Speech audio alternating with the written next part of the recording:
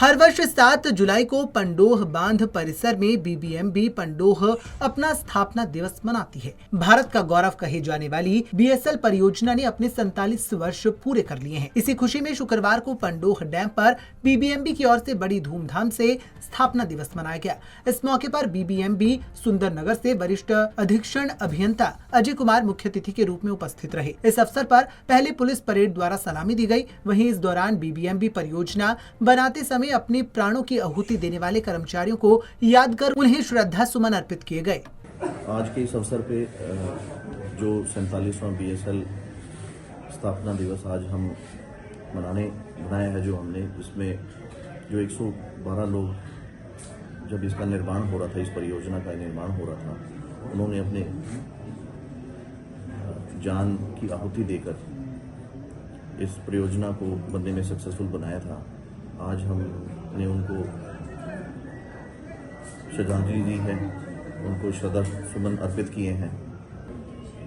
आगे आने वाली जो भी इस परियोजना पे हमारे लिए चैलेंजेस हैं, उन चैलेंजेस को भी हमने कोशिश किया है कि आइडेंटिफाई करें और आने वाले सालों के अंदर हम इस परियोजना को एक अलग मुकाम तक लेके जाएं।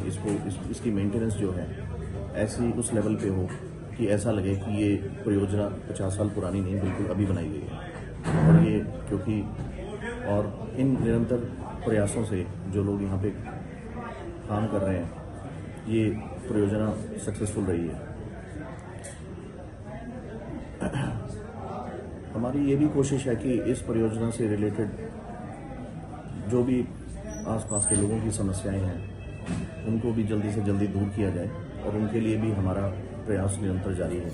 बीबीएमबी प्रबंधन भारत का गौरव कही जाने वाली बीएसएल परियोजना का 47वां स्थापना दिवस समारोह मनाया गया। 990 मेगावाट क्षमता वाली इस परियोजना का निर्माण कार्य 1960 में शुरू हुआ था और 1970 में ये प्रोजेक्ट बनकर तैयार हो गया था। 1977 में ये कमीशन्ड हुआ। इस परियोजना से हिमाचल के अलावा पंजाब, हरियाणा और राजस्थान जैसे राज्य लाभान्वित हो रहे हैं। लेकिन बड़ा सवाल ये है कि जिन्होंने अपनी जमीनों की आहुतियां इस परियोजना के लिए दी और खुद विस्थापित हो गए, उनका क्या? आज भी इस परियोजना के 450 विस्थापित पुनर्वास और पुनर्स्थापना की मांग को लेकर दर दर की ठोकरें खाने को मजबूर हैं। कुछ तो ऐसे भी हैं जिन्हें इस परियोजना के कारण ऐसा विस्थापित होना पड़ा कि उनके पास 1 इंच भूमि भी शेष नहीं रही और आज वो गौरव हिमाचली बनकर रह रही हैं। इन विस्थापितों और प्रभावितों की मांग है कि इन्हें जमीन के बदले जमीन, प्रोजेक्ट में पक्की नौकरी, मुफ्त बिजली पानी सहित अन्य सुविधाएं दी जाए। विस्थापित कल्याण की जो हमारी प्रमुखता जो मांगे रही है, उसमें एक तो जमीन के बदले जमीन और दूसरा जो रोजगार जो है वो जो भी खाली पड़े हैं बीबीएमबी में बोर्ड में, उसमें जो विस्थापित परिवार है तो उनको रोजगार दिया जाए और तीसरा जो है बिजली और पानी जो हमारी प्रमुख मांगे रही वो है। बोर्ड जो है वो पिछले हम विस्थापित जो परिवार है वो पिछले 6 दशकों से ये संघर्ष कर रहा है और मांग कर रहा है कि बोर्ड जो है हमें सरकार जो बीबीएमबी बोर्ड है वो हमारी जो मांगे हैं उनको पूरा करे। हम सरकार से यह निवेदन करते हैं कि शीघ्र से शीघ्र भी हमें रोजगार, शिक्षा और जो ज़मीन के बदले ज़मीन मुहैया कराए। पंडोह डैम में हमारी ज़मीन गई है। हम ना आज ज़मीन हमारे बुजुर्गों को मिले ना हमको मिले। अब ज़मीन के बिना घर बेघर हो गए हम। हमारे को ज़मीन के बदले ज़मीन मिलनी चाहिए, ये हमारी सरकार के पास निवेदन है। बीबीएमबी प्रतिदिन करोड़ों रुपए इस परियोजना से कमाती है और विस्थापितों के पुनर्वास पुनर्स्थापन के लिए 1 फुटी कौड़ी नहीं लगाती है। इनके कैचमेंट एरिया में जो विस्थापित रहते हैं उनके लिए बिजली पानी की कोई सुविधा 47 वर्षों तक बीबीएमबी उपलब्ध नहीं करवा पाई है। और तो छोड़ो, बीबीएमबी में जो अस्थायी रूप से पार्ट टाइमर जॉब होती है, जिसमें विस्थापित कल्याण समिति ने मांग की थी कि विस्थापित परिवारों के बच्चों को इसमें रोजगार दिया जाए, उससे भी विस्थापितों को बहिष्कृत किया जाता है। हम विस्थापित कल्याण समिति के बैनर तले हिमाचल प्रदेश सरकार से मांग करते हैं कि पंडोह डैम भारत का गौरव तभी कहलाएगा जब विस्थापितों को उनके हक मिलेंगे, ज़मीन के बदले ज़मीन मिलेगी और आवास की व्यवस्था की जाएगी, तभी हम भारत के इस गौरव का गुणगान कर पाएंगे। वहीं इन विस्थापितों और प्रभावितों की मांग को लेकर बीबीएमबी प्रबंधन का कहना है कि जल्द ही उनकी समस्याओं का समाधान किया जाएगा और विस्थापितों द्वारा की गई मांग को लेकर उच्च अधिकारियों से बात भी की जाएगी। उन्होंने कहा कि जब प्रोजेक्ट बनकर तैयार हुआ था तो कुछ विस्थापितों को योजना के अनुसार रोजगार दिए भी गए थे, पर आज के समय के अनुसार रोजगार के कोई भी अफसर अगर विभाग में निकलते हैं तो विभाग के द्वारा दिए गए दिशा निर्देशों के अनुसार ही रोजगार उपलब्ध करवाया जाएगा।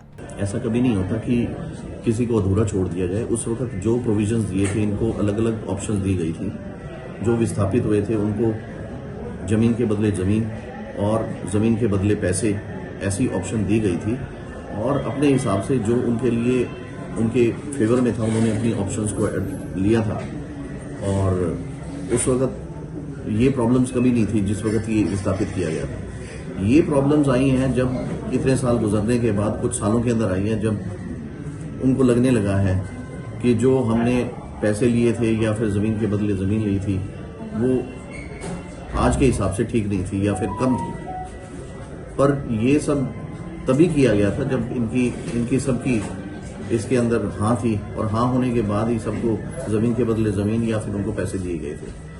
तो बाकी जो आज ये मांग कर रहे हैं उसको फिर भी मद्देनज़र रखते हुए तो जो अधिकारी हैं उनसे आगे दोबारा बातचीत की जाएगी और देखा जाएगा कि जो अच्छे से अच्छा हो सकता है वो करने की कोशिश करेंगे। देखिए, मैं इसके बारे में तो इतना ही कह सकता हूँ कि जो अगर कोई एग्रीमेंट हुआ था तो ये एग्रीमेंट 47 साल पहले हुआ होगा। उस समय की स्थिति और आज की स्थिति में दिन रात का अंतर है। रोजगार मिलने का एक प्रोसीजर है, एक सिस्टम है जिसके तहत हम रोजगार दे सकते हैं।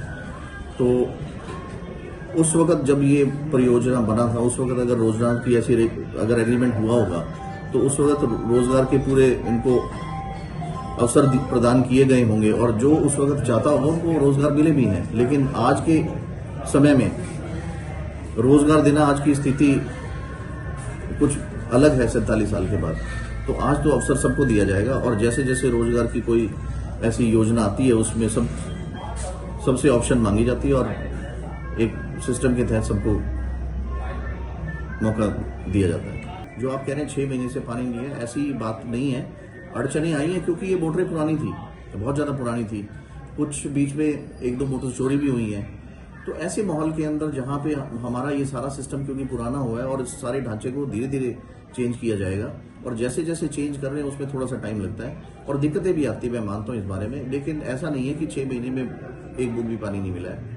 हमारा निरंतर दिन रात का प्रयास है। यहाँ पे जो हमारे रूट लेवल पे जो जेई और एसडीओ हैं वो बहुत ही मेहनती और परिश्रमी है और मैंने खुद आके देखा था और सारी रात लग के हमारी खुद की उसमें पूरी कोशिश, कभी भी ऐसा होता है तो कोशिश की जाती है कि किसी को कोई तकलीफ ना हो।